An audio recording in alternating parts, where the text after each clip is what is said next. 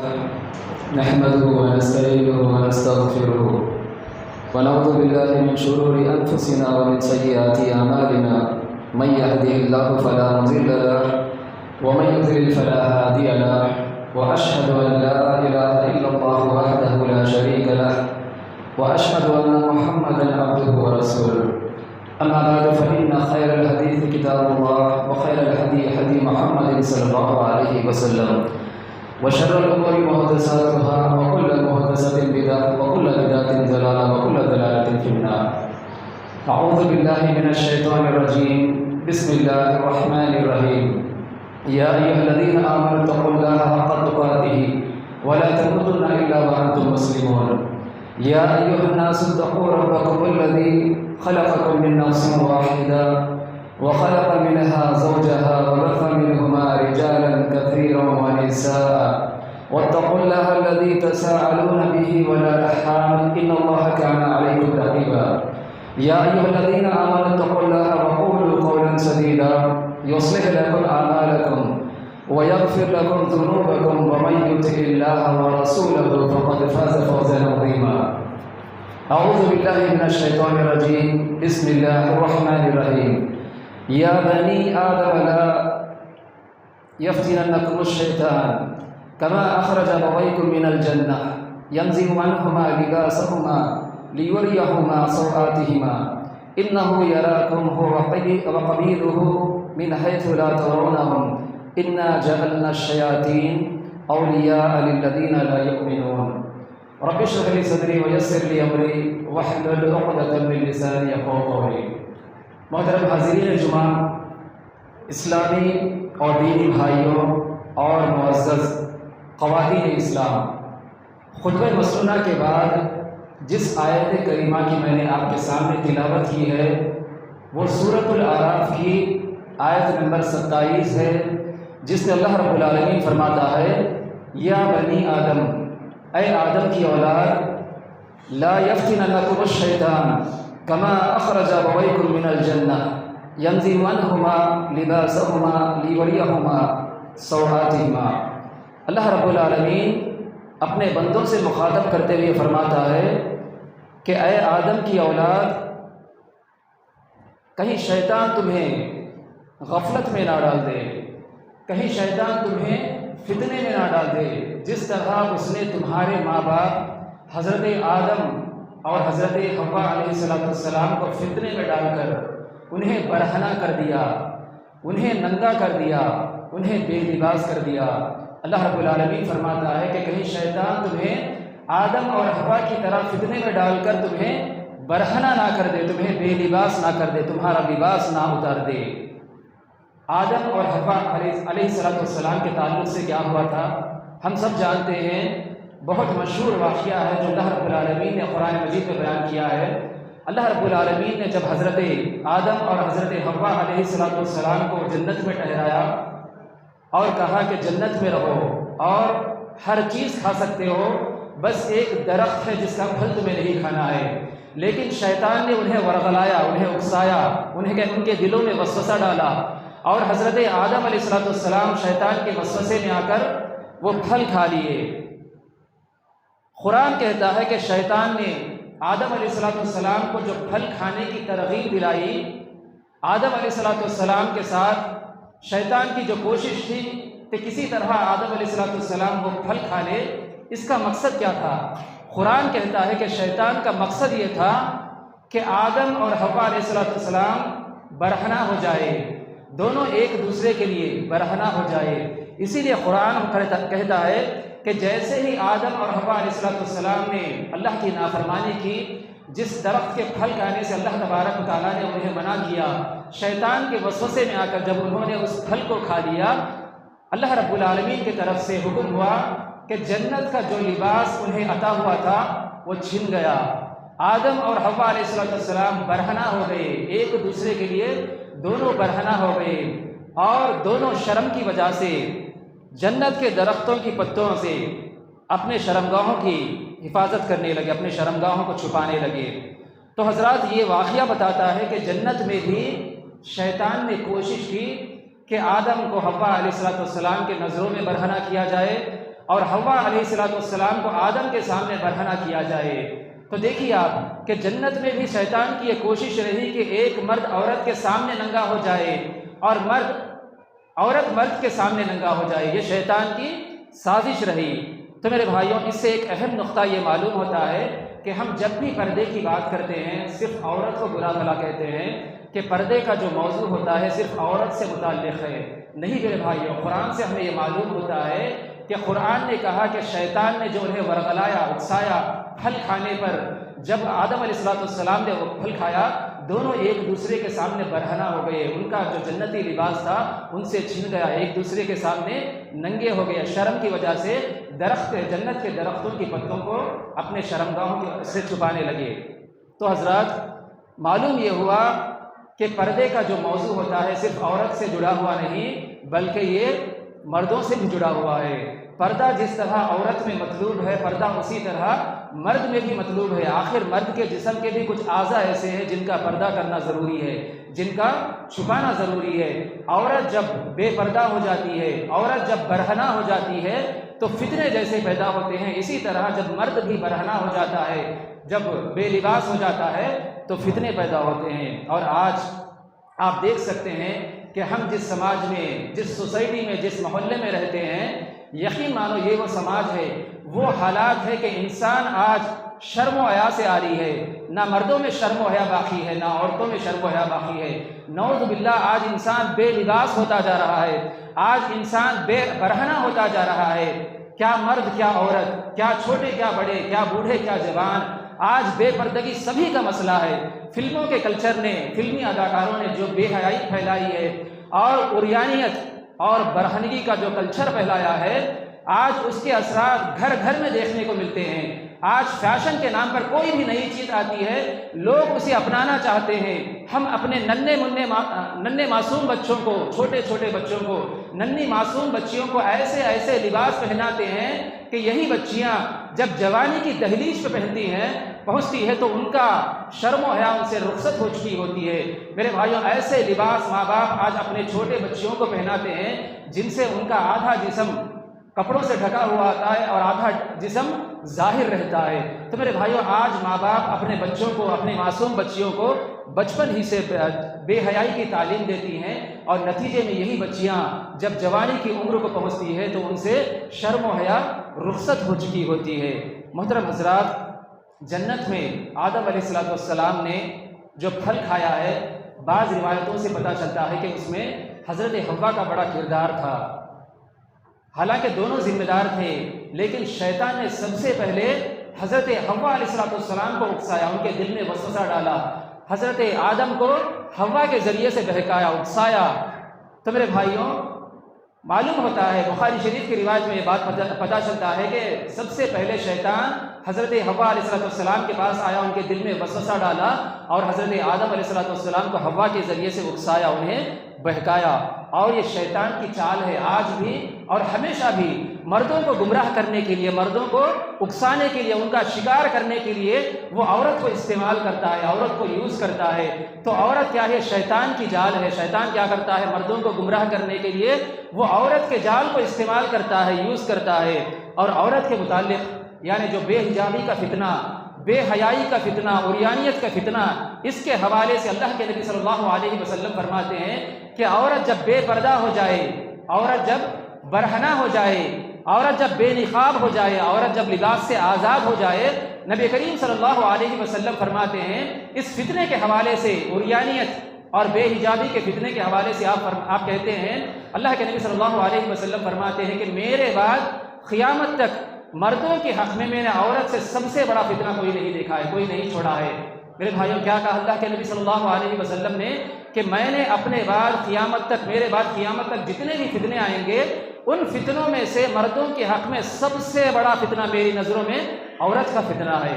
और मेरे भाइयों, कुरान मजीद में अल्लाह तबारक व तआला ने सूरह निसा में जब इंसानी शहवतों का जिक्र किया, इंसानी जो उसकी फितरी ख्वाहिशात होती है, उसकी जिनसी ख्वाहिशात होती है, उसका जिक्र किया, तो सबसे पहली शहवत का जो अल्लाह रब्बुल आलमीन ने जिक्र किया, उसको बयान करते हुए अल्लाह रब्बुल आलमीन फरमाता है, ज़ुय्यिना लिन्नासि हुब्बुश शहवाति मिनन निसा। वलबनीन वलक़नातीरिल मुक़ंतरति मिनज़्ज़हबि वलफ़िज़्ज़ति वलख़ैलिल मुसव्वमति वलअनआमि वलहर्थ। अल्लाह रब्बुल आलमीन फरमाता है कि शैतान इंसान को माल और मोहब्बत के ज़रिए से भी गुमराह करता है, शैतान इंसान को सोना और चांदी के ज़रिए से भी गुमराह करता है, शैतान इंसान को आले औलाद की मोहब्बत से भी गुमराह करता है। बहुत सारी ऐसी चीज़ें हैं जो इंसान के दिल में उसकी मोहब्बत को मुज़य्यन कर दी गई है, यानी जो इंसान के अंदर जो ख्वाहिशात होती है, जो शहवतें होती है, जो जिनसी ख्वाहिशात होती है, ऐसी चीज़ों को लेकर शैतान इंसान को गुमराह करने की कोशिश करता है। तो अल्लाह रब्बुल आलमीन ने जब इंसान की फितरी जो ख्वाहिशात होती है उनका जिक्र किया तो सबसे पहली ख्वाहिश का जिक्र अल्लाह रब्बुल आलमीन ने किया वो औरत का है। अल्लाह रब्बुल आलमीन फरमाता है ज़ुय्यिना लिन्नासि हुब्बुश शहवाति मिनन निसा। अल्लाह रब्बुल आलमीन फरमाता है कि शैतान इंसान को औरत के ज़रिए से गुमराह करता है, यानी इंसान के अंदर जो फितरी ख्वाहिशें होती है, जिन ख्वाहिशों का अल्लाह रब्बुल आलमीन ने इस आयत करीमा में जिक्र किया, उनमें से सबसे पहली ख्वाहिश, सबसे पहली शहवत का जिक्र अल्लाह ताला ने किया। अल्लाह रब्बुल आलमीन ने फरमाया ज़ुय्यिना लिन्नासि हुब्बुश शहवाति मिनन निसा, क्योंकि औरत ये सबसे बड़ा फितना है। मर्दों के लिए औरत क्या है? सबसे बड़ा फितना है। मेरे भाइयों, शैतान इंसान को, मर्दों को औरत के ज़रिए से गुमराह करने की कोशिश करता है, वो औरत के जाल को इस्तेमाल करता है मर्दों को गुमराह करने के लिए। आप देखिए सईद बिन मुसय्यिब रहमहुल्लाह, ये कौन है? हज़रत अबू हुरैरा रज़ियल्लाहु ताला अन्हु के दामाद है।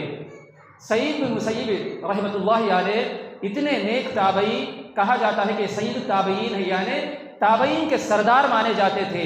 और हज़रत अब्दुल्लाह बिन उमर रज़ियल्लाहु ताला अन्हु इनके बारे में कहा करते थे कि अगर अल्लाह के नबी सल्लल्लाहु अलैहि वसल्लम सईद बिन मुसय्यिब को देख लेते तो अल्लाह के नबी खुश हो जाते। इतने नेक ताबई, इतने नेक अल्लाह के वली अपने बारे में जब 80 साल की उम्र में पहुंचते हैं तो कहते हैं कि सईद बिन मुसय्यिब 80 साल को उम्र को पहुंचने के बाद कहते हैं कि लोगों, जब औरत की बात आ जाए, औरत का मैटर आ जाए, औरत का मामला आ जाए, तो 80 साल के सईद बिन मुसय्यिब पर भी भरोसा मत करना। मेरे भाई, ये बहुत बड़ी सच्चाई है, ये बहुत बड़ी सदाकत है कि औरत क्या है? ये मर्द की कमज़ोरी है।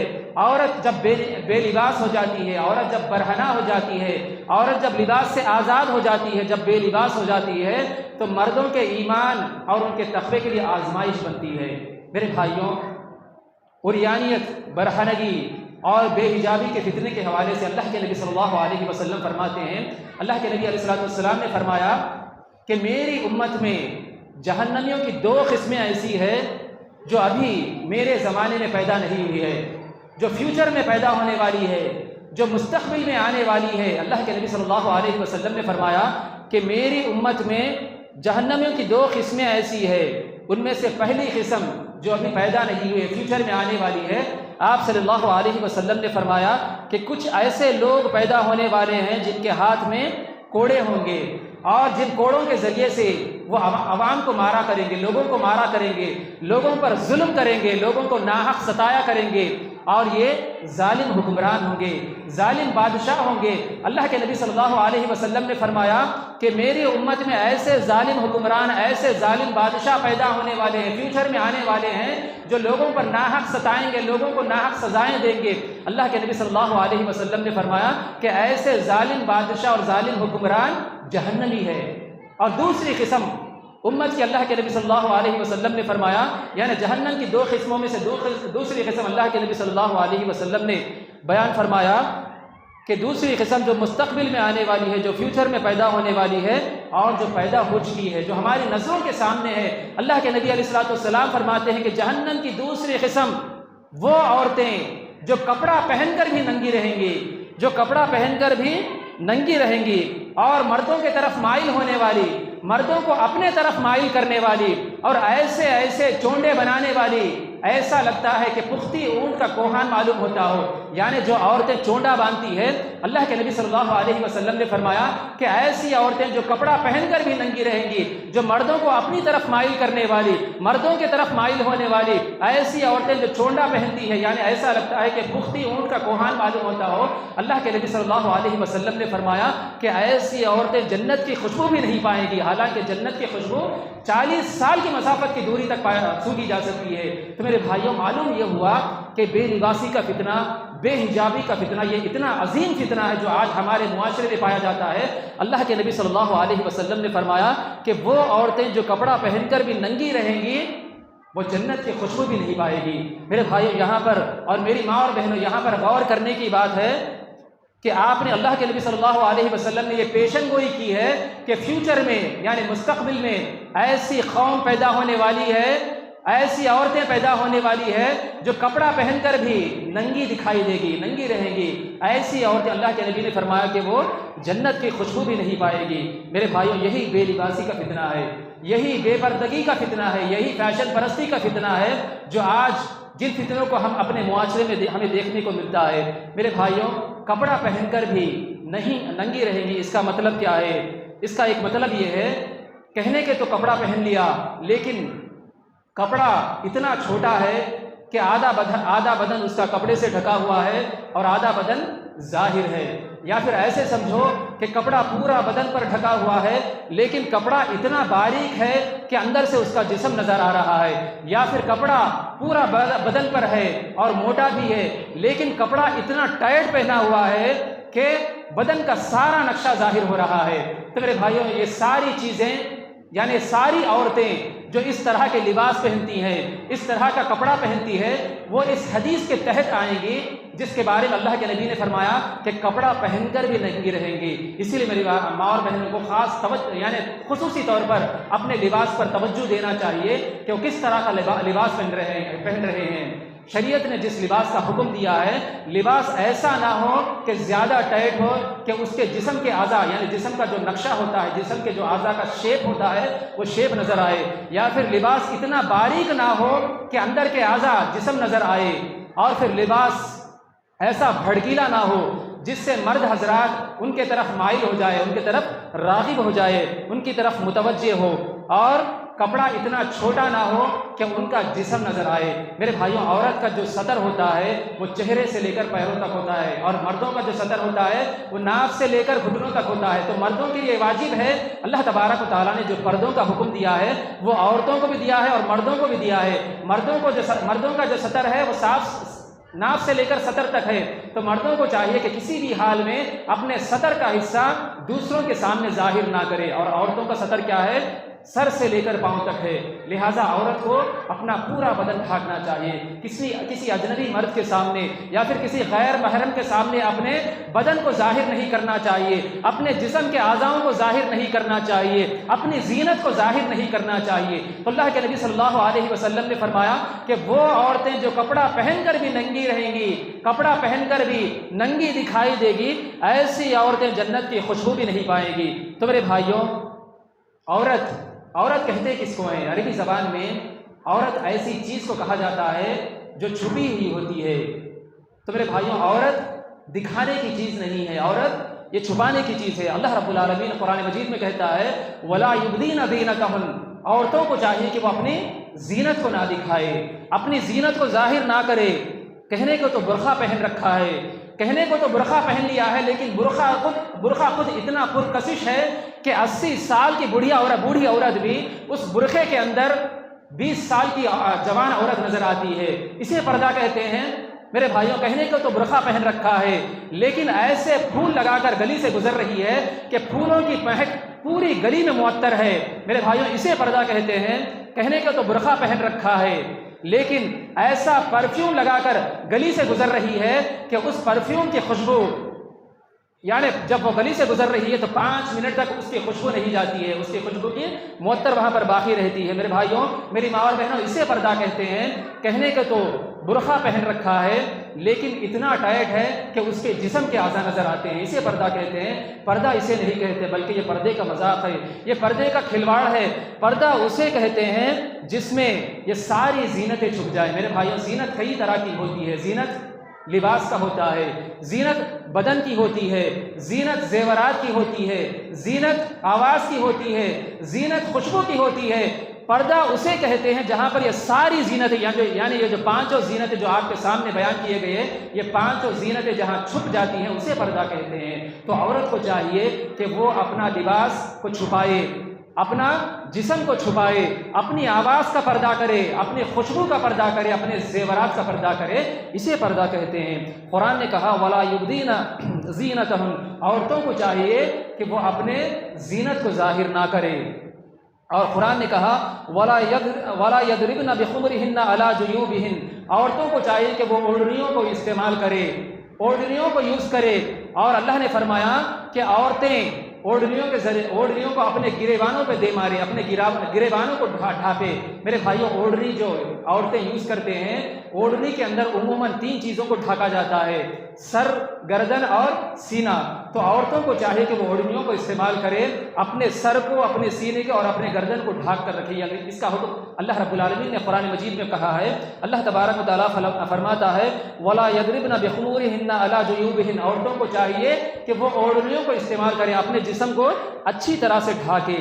और इसी तरह इसी आयत में अल्लाह रब्बुल आलमीन फरमाता है व यदरिबना बिखुमूरिहिन्ना अला जुयूबिहिन वला यदरिबना बिअरजुलिहिन्ना लियुअलमा मा युख्फीना मिन ज़ीनतिहिन। अल्लाह रब्बुल आलमीन फरमाता है कि औरतें जब चले तो इस तरह मटक मटक कर ना चले, अपने पैर पटक पटक कर ना चले कि उसने जो पट्टियाँ, जो चैन पहन रखी है, उन पट्टियों की आवाज़ दूसरे गैर मर्दों को अपनी तरफ मुतवज्जे करती हो। तो मेरे भाइयों, औरतें जब बाज़ार में या फिर गलियों में चलती है तो अल्लाह रब्बुल आलमीन फरमाता है कि पैर पटक पटक कर ना चले, या फिर उनके जेवरात की आवाज़ किसी गैर मर्दों तक ना पहुँचे।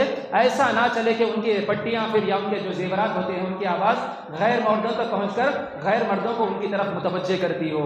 तो हज़रात, ये नाजायज़ है ऐसे ज़ेवर पहनकर घर से निकलना जिनकी आवाज़ मर्दों की तरफ पहुंचकर मर्दों को उनकी तरफ राग़िब करे, मर्दों को उनकी तरफ मुतवज्जे करे। मेरे भाइयों, इसी तरह औरत की आवाज़ भी पर्दा है। क्या मतलब है इसका? अल्लाह रब्बुल आलमीन ने कहा, कुरान में कहा फ़ला तक़ज़ाना बिलक़ौम, उम्महातुल मोमिनीन से, अल्लाह के नबी के बीवियों से अल्लाह रब्बुल आलमीन ने खिताब करते हुए कहा कि ऐ नबी के बीवियों, अगर अजनबी मर्दों से बात करने का मौका आ जाए।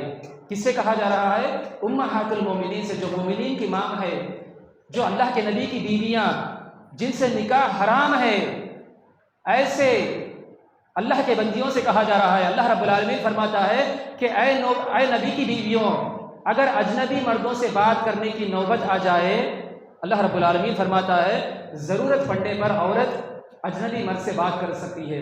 ज़रूरत पड़ने पर, अगर कोई ऐसी ज़रूरत पेश आ जाए कि अजनबी बात करने का मौका आ जाए, तो अल्लाह रब्बुल आलमीन कहता है कि ज़रूरत पड़ने पर औरत मर्द आदमी से, यानी अजनबी मर्द से बात कर सकती है। तो अल्लाह रब्बुल आलमीन फरमाता है कि नबी की बीवियों से मुखातब करते हुए फरमाता है कि ऐ नबी की बीवियों, अगर गैर मर्दों से, अजनबी मर्दों से बात करने का मौका आ जाए, नौबत आ जाए, तो अपनी आवाज़ को, यानी फितरी आवाज़ में बात मत करो, नर्म लहजे में, नर्म आवाज़ में, मीठी आवाज़ में बात मत करो, बारीक आवाज़ में बात मत करो, अपने लहजे में सख्ती पैदा करो। मेरी माँ और बहनों, गौर करने का मकाम है, एक औरत को हुक्म दिया जा रहा है, बल्कि अल्लाह के नबी के बीवियों को, उम्महातुल मोमिनीन को, जो मोमिनों की माँ है, उनको हुक्म दिया जा रहा है कि अगर अजनबी मर्दों से बात करने का मौका आ जाए तो अपनी फितरी आवाज़ में बात मत करो, नर्म लहजे में बात मत करो, मीठी आवाज़ से। यानी औरत की आवाज़ क्या होती है? मीठी आवाज़ होती है, बारीक आवाज़ होती है, जिससे गैर मर्द जब उससे बात करने लगती है तो वो उसकी तरफ मुतवज्जे हो सकता है। इसीलिए औरतों को हुक्म दिया कि अगर अजनबी मर्दों से बात करने का मौका आ जाए, नौबत आ जाए, तो मीठी आवाज़ में, नर्म आवाज़ में बात मत करो, बल्कि अपने लहजे में सख्ती पैदा करो। अल्लाह रब्बुल आलमीन फरमाता है फ़ला तक़ज़ाना बिलक़ौम, अपनी फितरी आवाज़ में बोला मत करो, ज़रा सख्त लहजे में बोला करो। इस लहजे में बात करे औरत कि सामने वाले मर्द को यह गुमान हो कि बेचारी गुस्से में है, शायद इस औरत को क्या होगा, गुस्से में बात कर रही है। तो मेरे भाइयों, इससे फितना नहीं होता है। यानी औरत जब अपनी फितरी आवाज़ में बात करती है, नर्म आवाज़ में, मीठी आवाज़ में या फिर बारीक आवाज़ में बात करती है, अल्लाह रब्बुल आलमीन फरमाता है फ़ला क़ल्बिही अमराज़, यहाँ से फितने शुरू होते हैं। यहाँ से शैतान, जो मर्द आदमी उसकी आवाज़ को सुन रहा है, उसके दिल में वसवसे डालता है। यहाँ से इश्क और मोहब्बत का जुनून शुरू होता है। मेरे भाइयों, यहाँ से फितने शुरू होते हैं। इसी अल्लाह रब्बुल आलमीन ने औरतों को यह हुक्म दिया, उम्महातुल मोमिनीन के ज़रिए से तमाम उम्मत की औरतों को यह हुक्म दिया कि जब भी गैर अजनबी या फिर गैर महरम से बात करने की नौबत आ जाए तो अपने लहजे में सख्ती पैदा करो, नर्म आवाज़ में, मीठी आवाज़ में बात मत करो, बल्कि कड़क आवाज़ में बात करो।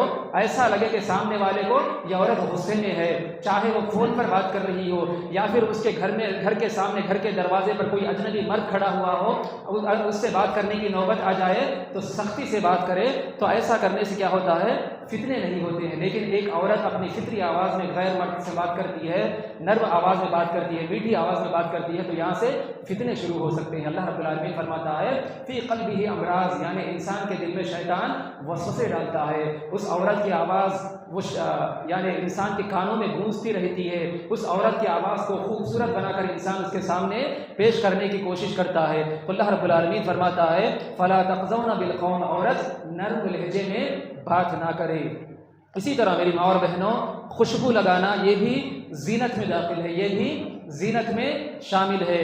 खुशबू के ताल्लुक़ से अल्लाह के नबी सल्लल्लाहु अलैहि वसल्लम फरमाते हैं कि जो औरत खुशबू लगाए और फिर किसी ऐसी कौम के सामने से गुजरे, जो औरत खुशबू लगाए फिर किसी कौम के पास से गुजरे और उसकी खुशबू नामहरम मर्दों तक पहुँचे, नामहरम मर्द उस औरत की खुशबू को सूंघे, उसकी खुशबू को महसूस करे। फतवा सुनिए, अल्लाह के नबी मोहम्मद रसूलुल्लाह सल्लल्लाहु अलैहि वसल्लम फरमाते हैं, कोई आलिम का फतवा नहीं है, कोई मुफ्ती का फतवा नहीं है, कोई पीर का फतवा नहीं है।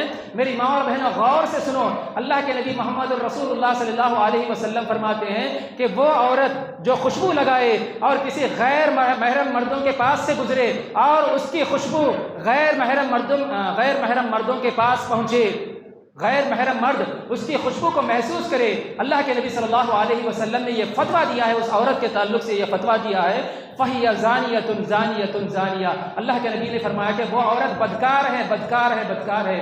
3 मरतबा अल्लाह के नबी सल्लल्लाहु अलैहि वसल्लम ने फरमाया कि वो औरत जो खुशबू लगाकर अपने घर से निकलती है और उसकी खुशबू गैर महरम मर्दों तक पहुँचती है, ऐसे औरत के ताल्लुक़ से अल्लाह के नबी सल्लल्लाहु अलैहि वसल्लम ने फरमाया कि वो औरत बदकार है, ज़ानिया है, ज़ानिया है। कितनी बड़ी वईद अल्लाह के नबी सल्लल्लाहु अलैहि वसल्लम ने सुनाया है। इसीलिए हमारी माँ और बहनों को चाहिए कि वो खुशबुएँ लगाकर अपने घरों से ना निकले।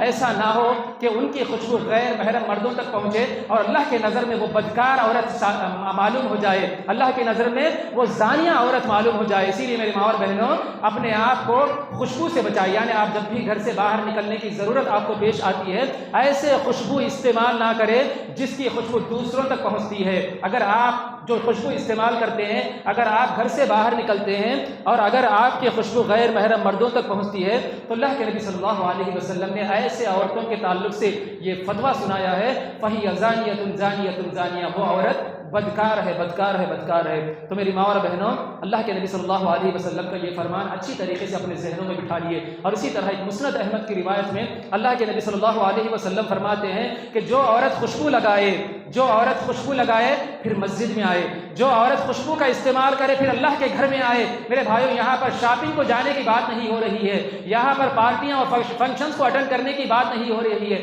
अल्लाह के नबी सल्लल्लाहु अलैहि वसल्लम फरमाते हैं कि जो औरत खुशबू इस्तेमाल करे, जो औरत खुशबू लगाए और मस्जिद में आए, बैतुल्लाह में आए, अल्लाह के घर में आए और इस हाल में आए कि उसकी खुशबू दूर तक पहुँच, यानी दूसरों तक पहुँच रही हो, दूसरे उसकी खुशबू को महसूस कर रहे हों, अल्लाह के नबी सल्लल्लाहु अलैहि वसल्लम ने फरमाया कि उस औरत की नमाज कबूल नहीं होगी।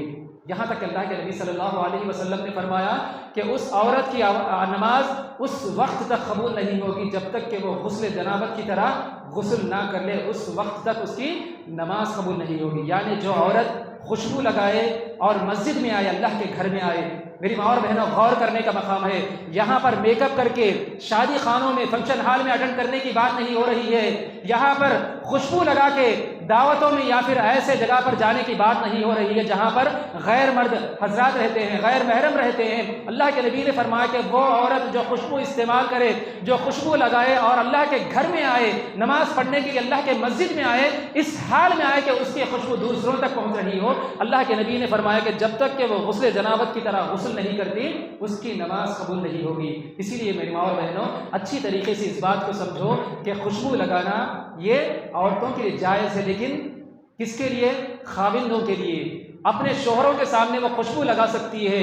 आपके सारे जेवरात, आपका सारा मेकअप, आपके सारे बेहतरीन लिबास, आपके सारे बेहतरीन कपड़ों का हकदार आपका अपना शोहर है।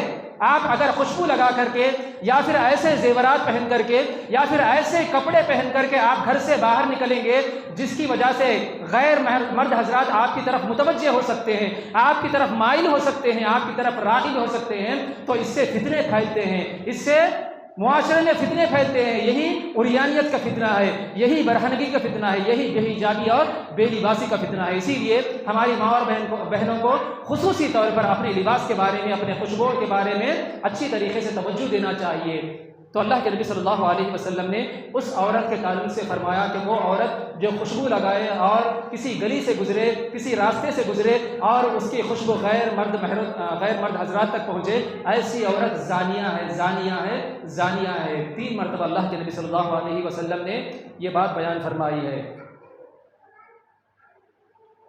तो कहने का मतलब ये है कि ज़ीनत कई तरह की होती है। अल्लाह रब्बुल आलमीन ने जो बात बयान फरमाई औरतों के ताल्लुक से, वला युब्दीन ज़ीनतहुन, औरतों को चाहिए कि वो अपनी ज़ीनत को ज़ाहिर ना करे, अपनी ज़ीनत को छुपा के रखे। जैसा कि आपके सामने कहा गया कि ज़ीनत कई तरह की चीज़ें, कई तरह की होती है। ज़ीनत लिबास की भी होती है, ज़ीनत बदन की भी होती है, ज़ीनत ज़ेवरात की भी होती है, ज़ीनत आवाज़ की भी होती है, ज़ीनत खुशबू की भी होती है। तो जहाँ पर ये पाँचों चीज़ों का पर्दा होता है, उसी को पर्दा कहा जाता है। अगर ये पाँचों चीज़ों में से कोई एक को नज़रअंदाज कर दिया जाता है तो उसे पर्दा नहीं कहा जाता है। लिहाजा औरतों को चाहिए कि इन पाँचों चीज़ों को छुपा करके रखे। जो औरतों की ज़ीनत जिसके बारे में कहा गया, वो कभी दूसरों के सामने अपनी ज़ीनत को ज़ाहिर ना करे सिवाय अपने शोहर के। इसी तरह मेरी माँ और बहनों और मोहतरम हज़रात, शरीयत ने पर्दे का एक अहम तकाज़ा ये भी बतलाया है कि मर्द और औरत के दरमियान फासला रहना चाहिए। मर्द और अजनबी औरतों के दरमियान फासला होना चाहिए, औरत और अजनबी मर्दों के दरमियान फासला रहना चाहिए। अजनबी से मुराद कौन? अजनबी मर्द से मुराद कौन है? अजनबी मर्द से मुराद हर वो शख्स जिससे शरअन निकाह जायज़ है, शादी जायज़ है। तो इन मर्दों से अल्लाह तबारक व तआला, बल्कि हमारी शरीयत ये कहती है, मर्द और औरत दोनों को ये कहता है कि फासला मेंटेन करना चाहिए, दूरियां रहना चाहिए, खलवत नहीं होना चाहिए। यानी वो मर्द जिससे निकाह जायज़ है, वो मर्द जिससे निकाह जायज़ है, ऐसे मर्दों से फासला मेंटेन करना चाहिए, फासला जारी रखना चाहिए। जिनमें चचाजाद भाई भी आ गए, जिनमें खालाजाद भाई भी आ गए, फुफूजाद भाई भी आ गए और मामूजाद भाई भी आ गए। एक औरत को चाहिए कि इन सब से जो है एक फ़ासला मेंटेन करे। फ़ासला मेंटेन करने का मतलब क्या है कि शरीयत ने कहा कि खलवत ना हो, दूरियां होनी चाहिए, फ़ासला मेंटेन करना चाहिए। और फ़ासला मेंटेन करने का तरीक़ा क्या है कि कोई अजनबी मर्द और औरत भले रिश्तेदार ही क्यों ना हो, कहीं खलवत में ना हो। खलवत का मतलब क्या है? कहीं भी कोई मर्द और औरत अकेले में ना हो, घर में, चाहे वो घर में हो, बंद कमरे में हो या फिर बंद कार में हो, कहीं भी औरत किसी जगह पर मर्द के साथ खलवत में ना हो, अकेले में ना हो। डिस्टेंस मेंटेन होना चाहिए, फासला मेंटेन करना चाहिए, चाहे वो भले उसके रिश्तेदार ही क्यों ना हो, चाहे नीयत कितनी ही अच्छी क्यों ना हो, दावत व तबलीग की नीयत ही क्यों ना हो, समझाने पढ़ने पढ़ाने की नीयत ही क्यों ना हो और समझने समझाने की नीयत ही क्यों ना हो, नीयत बदलने में देर नहीं लगती। मेरे भाइयों, बात अच्छी तरह समझो कि नीयत बदलने में ज़्यादा देर नहीं लगती। तो अल्लाह के नबी सल्लल्लाहु अलैहि वसल्लम ने और हमारी शरीयत ने यह हुक्म दिया है कि एक मर्द और औरत तन्हाई में, अकेले में नहीं रहना चाहिए, खलवत में नहीं होना चाहिए। क्योंकि अल्लाह के नबी ने फरमाया कि जहाँ भी जब मर्द और औरत तन्हाई में रहेंगे, आपने फरमाया कि हरगिज़ एक औरत और मर्द तन्हाई में ना रहे, क्योंकि जब मर्द और औरत तन्हाई में रहेंगे तो वहाँ पर उनका तीसरा साथी जो होता है वो शैतान होता है। शैतान वहाँ पर आ जाता है और उनके दिल में वसवसे डालता है और फितने पैदा करना शुरू करता है। तो शरीयत ने इस बात का हुक्म दिया है कि एक मर्द और औरत को, यानी अजनबी मर्द और औरत को फासला मेंटेन करना चाहिए, खलवत में नहीं होना चाहिए, और औरत को अजनबी मर्दों से फासला मेंटेन करना चाहिए। और आज हमारे घरों का माहौल आप देख लीजिए, चचाजाद भाई और बहन कमरे में बैठे हुए हैं, हंसी मजाक हो रहा है, छेड़छाड़ हो रहा है, फूफूजाद भाई और बहन, खालाजाद भाई और बहन, मामूजाद भाई और बहन आपस में बैठकर दस्तरखान पर बैठकर खाना खा रहे हैं, हंसी मजाक हो रहा है, छेड़छाड़ हो रहा है। हम मानते हैं कि हम जिस मुल्क में रहते हैं, हिंदुस्तान जैसे मुल्क में जहाँ पर पर्दे का तसव्वुर नहीं पाया जाता है, इसका मतलब ये नहीं कि इसको पूरी तरह से नज़रअंदाज कर दिया जाए, बल्कि दीनदार घरानों में इसकी पाबंदी करना चाहिए, पर्दे का एहतमाम शुरू करना चाहिए। आज कितने ऐसे नौजवान हैं जो बहुत दुखी रहते हैं, अपने घर के माहौल को दुखी रहते हैं, देखकर दुखी रहते हैं, उनको अफसोस होने लगता है, रोकने की कोशिश करते हैं, लेकिन घर वाले सुनते नहीं हैं, समझते नहीं हैं। जिनके दिल में अल्लाह का तक़वा होता है, जो नौजवान अल्लाह से डरते हैं, जिनके दिल में अल्लाह का तक़वा होता है, अल्लाह का खौफ होता है, अपने घरों के माहौल को देखकर बड़े ही दुखी रहते हैं। मेरे भाइयों को करना क्या चाहिए? अपने घर वालों को, अपने ख़ानदानों को जमा कर दीनी इज्तिमा रखना चाहिए, दीनी शऊर उनके अंदर पैदा करना चाहिए। बेहिजाबी के बारे में, बेलिबासी के बारे में, उरियानियत के बारे में, बरहनगी के बारे में, उसके फितने के बारे में जो वईद अल्लाह के नबी सल्लल्लाहु अलैहि वसल्लम ने सुनाया है, उनको समझाना चाहिए, उनको डराना चाहिए। अपने घरानों में, अपने घरों में दीनदारी का माहौल पैदा करना चाहिए, पर्दे का एहतमाम कराना चाहिए। इसीलिए घर के जो जिम्मेदार होते हैं, जो सरपरस्त होते हैं, जो बाप होता है, जो घर का बड़ा भाई होता है, उनकी जिम्मेदारी ये बनती है कि वो अपने घर वालों पर, अपने लड़कियों पर, अपने बहन और भाइयों पर, जो छोटे यानी जो नौजवान लड़के और लड़कियां होते हैं, उन पर कड़ी नज़र रखना चाहिए, चौकन्ना रहना चाहिए, होशियार रहना चाहिए कि उनके लड़कियां कहाँ जा रही है, उनके लड़के कहाँ जा रहे हैं। कहीं ऐसा ना हो कि हमारे घरों को कोई ऐसे रिश्तेदार, कोई ऐसे नौजवान रिश्तेदार आ रहे हैं कि उनका रवैया हमारे घर वालों के साथ ऐसा ना हो कि छेड़छाड़, हंसी मजाक हो रहा हो, छेड़छाड़ हो रहा हो। तो माँ बाप को चाहिए, जिम्मेदारों को चाहिए, सरपरस्तों को चाहिए, घर के बड़ों को, घर के भाइयों को चाहिए, बड़े भाइयों को चाहिए कि अपने घर वालों पर, अपने घर के लड़कियों पर कड़ी नज़र रखे। और बहुत सारे घरानों में जो बहनोई और साली का जो रिश्ता होता है, जो बहुत ही नाजुक रिश्ता होता है, बहुत सारे घरानों का और बहुत सारे ख़ानदान का ये मैटर हो चुका है कि अक्सर घरानों में जो बहनवई और साली का जो रिश्ता होता है, कितना बहनवई और साली में कितनी बेतकल्लुफ़ी होती है, एक दूसरे में कितनी दिलचस्पी होती है।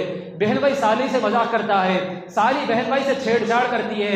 मेरे भाइयों, शरीयत ने इस बात की ख़तन इजाज़त नहीं दी है, एक बहनवई को इस बात की इजाज़त नहीं दी कि वो अपने साली को देखे, और साली को इस बात की इजाज़त नहीं दी कि वो अपने बहन भाई से छेड़छाड़ करे, उनसे हंसी मजाक करे। और इसी तरह भावज और देवर का जो रिश्ता होता है, जेठ और भावज का जो रिश्ता होता है, मेरे भाइयों, कितने ऐसे घराने हैं, कितने ऐसे ख़ानदान हैं जहाँ पर भावज और देवर के सामने, देवर के दरमियान हंसी मजाक होता है, छेड़छाड़ होते हैं, ऐसे लगता है कि दोनों भाई और बहन जैसे लगते हैं।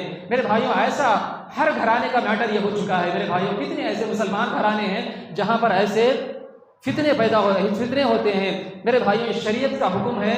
और कितने ऐसे दीनदार घराने हैं जहाँ पर बहन भाई को साली से पर्दा कराना चाहते हैं, लेकिन बहन भाई साहब को गुस्सा आ जाता है। जब घर के जो बड़े लोग होते हैं या फिर जो घर की उसकी साली होती है, बहन भाई के सामने आने के लिए पर्दा करना चाहती है, तो बहन भाई साहब को गुस्सा आ जाता है, कहता है कि मेरे ऊपर शक कर रहे हो, मेरे ऊपर शक कर रहे हो। मेरे भाइयों, सईद बिन मुसय्यब को बात को हमेशा याद रखो। मेरी माँ और बहनों को भी चाहिए, और मोहतरम बड़े अपने जो घर के वालिदैन होते हैं, घर के जो सरपरस्त होते हैं, तमाम लोगों को इस बात को अच्छी तरह सोचना चाहिए कि सईद बिन मुसय्यब जिनके बारे में आपके सामने कहा गया, कि सईद बिन मुसय्यब जिनके बारे में कहा गया कि ये अब्दुल्लाह बिन उमर रज़ी अल्लाह तआला अन्हु ने कहा कि अल्लाह के नबी अगर सईद बिन मुसय्यब को देख लेते बहुत ज़्यादा खुश हो जाते, यानी ताबईन के सरदार माने जाते थे। और 80 साल को उम्र को पहुंचने के बाद सईद बिन मुसय्यब अपने बारे में कहते हैं कि औरत का मैटर अगर आ जाए, औरत की बात अगर आ जाए, तो 80 साल के सईद बिन मुसय्यब पर भी भरोसा मत करो। मेरे भाइयों, मैं कौन होता हूँ, आप कौन होते हैं? मेरे भाइयों, इसीलिए वालिदैन को चाहिए, सरपरस्तों को चाहिए, जिम्मेदारों को चाहिए कि अपने घर की लड़कियों पर कड़ी नज़र रखे, अपने लड़कों पर कड़ी नज़र रखे। तो इसी तरह देवर और भावज के ताल्लुक से अल्लाह के नबी सल्लल्लाहु अलैहि वसल्लम से ये बात हमें हदीस में मिलती है। अल्लाह के नबी सल्लल्लाहु अलैहि वसल्लम ने देवर और भावज के रिश्ते से ये बात कही है। अल्लाह के नबी ने जब अपने सहाबा से ये कहा कि ऐ मेरे सहाबा, गैर औरतों के पास, पराई औरतों के पास जाने से बचो। तो एक अंसारी सहाबी उठते हैं और अल्लाह के नबी से पूछते हैं कि अल्लाह के नबी, देवर के ताल्लुक से आपका क्या कहना है, देवर के बारे में आपका क्या कहना है? तो अल्लाह के नबी सल्लल्लाहु अलैहि वसल्लम ने उस सहाबी से कहा कि देवर मौत है। देवर के बारे में आपने कहा देवर मौत है, क्योंकि बहुत ही नाजुक रिश्ता है कि देवर और भावज जब एक घर में होते हैं, हंसी मजाक, छेड़छाड़, जब ये सारी चीज़ें होती हैं तो फितने यहाँ से शुरू होते हैं। मेरे भाइयों, अक्सर फितने कहाँ से? रिश्तेदारी ही से शुरू होते हैं। इसीलिए माँ और बहनों को चाहिए कि वो पर्दा करे, भावज को चाहिए कि देवर के सामने पर्दा करे, अपने जेठ के सामने पर्दा करे, हंसी मजाक ना करे, छेड़छाड़ ना करे। शरीयत इस बात की हमें इजाज़त नहीं देती है। मेरे भाइयों, अल्लाह के नबी ने कहा कि देवर भावज के लिए मौत है, इससे बड़ा फरमान और क्या हो सकता है। इसीलिए देवर को चाहिए कि वो अपने भावज से पर्दा करे और भावज को भी चाहिए कि वो अपने देवर से और जेठ से पर्दा करे। और इसी तरह मेरे भाइयों,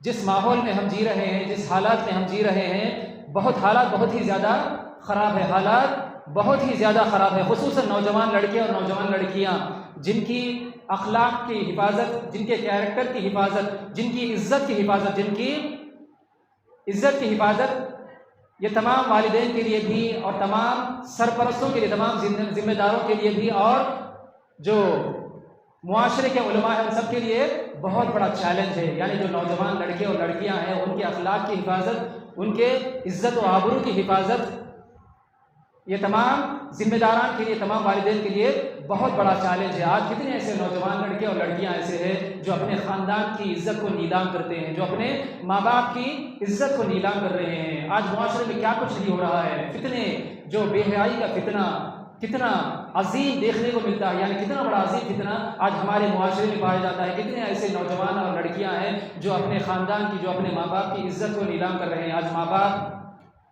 जो इज़्ज़त से जीते हैं, किसी के सामने आज तक सर नहीं झुकाया है, उनके लड़के और लड़कियां मुआशरे में ऐसे ऐसे बेहयाई के काम करते हैं जिनकी वजह से माँ बाप को लोगों के सामने सर झुकाने की नौबत आती है। मेरे भाइयों, मैं सारी बातें इसलिए कह रहा हूँ क्योंकि मुआशरे में ऐसे भी माँ बाप है कि अगर कोई शख्स उनके सामने आकर कहे कि मैंने तुम्हारे लड़के को फलां गलत लड़के के साथ देखा है, फलां गलत शख्स के साथ देखा है, या फिर फलां तुम्हारी लड़की को फलां लड़के के साथ देखा है, तो कितने ऐसे माँ बाप हैं जो उसको खैर खा समझने के बजाय उसको बदखा समझते हैं, उस पर गुस्से में आ जाते हैं, कहते हैं कि हमारा लड़का ऐसा नहीं है, हमारी लड़की ऐसी नहीं है। ये जिम्मेदार माँ बाप नहीं हो सकते। यही माँ बाप अपने बच्चों के फ्यूचर को ख़राब कर रहे हैं, यही माँ बाप अपने बच्चों की ज़िंदगियाँ ख़राब कर रहे हैं। माँ बाप की जिम्मेदारी क्या होती है, जब कोई ऐसा शख्स उनके सामने आकर कहे या फिर उनके लड़के और लड़कियों के बारे में कहे कि हमने तुम्हारे लड़के और लड़की को फलां गलत रास्ते पर देखा है, फलां गलत शख्स के साथ देखा है, तो उनको फ़ौरन संजीदा होना चाहिए, फ़ौरन चौकन्ना होना चाहिए, उन्हें देखना चाहिए, तहक़ीक़ करना चाहिए कि कहीं हमारे लड़के और लड़कियां कोई गलत काम तो नहीं कर रहे हैं। तो मेरे भाई, माँ बाप का ये अज़हद ज़रूरी है कि वो संजीदा रहे, चौकन्ना रहे, ऐसा नहीं कि वो नज़रअंदाज कर दे और इस मैटर को दबा दे। यानी कोई अगर आकर कहे कि मैंने आपके लड़के को फलां लड़के के साथ, गलत लड़के के साथ देखा है, आपकी लड़की को फलां जगह पर देखा है, ऐसा ना हो कि खामोश हो जाए और इस मैटर को दबा दे। ऐसा करने से उनके बच्चे बिगड़ सकते हैं। यही माँ बाप है जो अपने बच्चों को ख़राब करते हैं। तो मेरे भाइयों, मोहतरम हज़रात, आज बहुत ज़रूरी है कि वालिदैन के लिए, सरपरस्तों के लिए, कि वो मनसूबाबंदी करे, प्लानिंग करे, अपने बच्चों पर, अपने घर की लड़कियों पर नज़र रखे, चौकन्ना रहे, होशियार रहे, और मनसूबाबंदी से भी ज़्यादा, प्लानिंग से भी ज़्यादा वो अल्लाह से ज़्यादा दुआएं करे अपने औलाद के हक़ में। जब भी अल्लाह के सामने हाथ उठाते हैं तो ज़रूर नौजवान लड़के और लड़कियों के लिए, अपने औलाद के लिए अल्लाह से दुआएं करें, क्योंकि अल्लाह के यहाँ वालिदैन की दुआ कभी रद्द नहीं होती है। जो वालिदैन अपने औलाद के हक़ में दुआ करते हैं उनकी दुआ को अल्लाह ताला रद्द नहीं करेगा। इसीलिए वालिदैन को चाहिए कि अपने औलाद के, अपने नौजवान लड़के और लड़कियों की इज़्ज़त के लिए, उनके कैरेक्टर के लिए, उनके अखलाक के लिए अल्लाह से ज़्यादा दुआएं करें। यही दुआएं उनकी औलाद के लिए आसरा बनेंगी, यही दुआएं उनकी औलाद के लिए सहारा बनेंगी, यही दुआएं उनकी औलाद की हिफाजत करेगी, और यही औलाद कल जाकर मुती और फरमाबरदार बनेगी। और यही औलाद, यानी जो माँ बाप अपने औलाद की हिफाजत करेंगे, उनके लिए ज़्यादा से ज़्यादा दुआएं करेंगे, ऐसे औलाद से अखलाकी जो अमराज मुआशरे में पाए जाते हैं वो अमराज ख़त्म हो जाते हैं। वरना अगर हमारी औलाद फितनों में मुब्तला होते हैं तो मुआशरे में अखलाकी बुराइयाँ, अखलाकी अमराज फैल जाते हैं, और इसके ज़िम्मेदार वो नौजवान लड़के और लड़कियाँ भी होती हैं और माँ बाप भी होती हैं। तो मेरे भाइयों, बेहिजाबी का फितना, बेलिबासी का फितना एक अजीम फितना है। अल्लाह के नबी सल्लल्लाहु अलैहि वसल्लम ने इसके ताल्लुक़ से बहुत ज़्यादा वईदें सुनाई है। अल्लाह रब्बुल आलमीन से मैं दुआ करता हूँ कि अल्लाह ताला कहने वाले को भी और सुनने वाले को भी अल्लाह ताला अमल करने की तौफ़ीक़ अता फ़रमाए। अल्लाह रब्बुल आलमीन हमारे नौजवान लड़के और लड़कियों को पर्दा करने का अहतमाम अता फ़रमाए। अल्लाह ताला हमारे घरों में दीनदारी का माहौल जमा पैदा करने की तौफ़ीक़ अल्लाह ताला हम सबको अता फ़रमाए। अल्लाह रब्बुल आलमीन हम सब के दिलों में अल्लाह का तक़वा, अल्लाह का डर पैदा फ़रमाए। जब तक हम दुनिया में रहे अल्लाह से डरते हुए ज़िंदगी गुजारने की तौफ़ीक़ अता फ़रमाए। अल्लाह की इबादत, अल्लाह की इताअत में ज़िंदगी गुजारने की तौफ़ीक़ अता फ़रमाए। और जब मौत आए तो अल्लाह ताला हम सबको ईमान की हालत में मौत अता फ़रमाए। अक़ूलु क़ौली हाज़ा व अस्तग़फ़िरुल्लाह ली व लकुम व लिसाइरिल मुस्लिमीन फ़स्तग़फ़िरूहु इन्नहु हुवल गफ़ूरुर रहीम।